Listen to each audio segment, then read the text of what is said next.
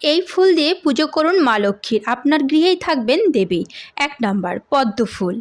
মা লক্ষ্মী পদ্মের উপরেই বসে থাকেন। পদ্ম হলো তার প্রিয় ফুল। শুক্রবারের পুজোয় এবং বৃহস্পতিবারের পুজোয় তাকে একটি পদ্ম নিবেদন করলে অত্যন্ত তুষ্ট হন তিনি।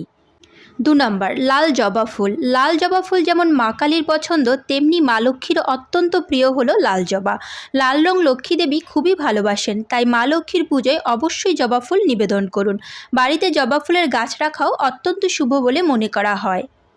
3 নম্বর হলো পারিজাত। ছোট ছোট সাদা রঙের ফুল হলো পারিজাত। এই ফুল যেখানে থাকে মিষ্টি সুগন্ধে চারপাশ ভরিয়ে রাখে। পারিজাত ফুল দিয়ে মা লক্ষ্মীর আরাধনা করলে তিনি অত্যন্ত প্রসন্ন হন এবং আপনার গৃহেই অবস্থান করেন।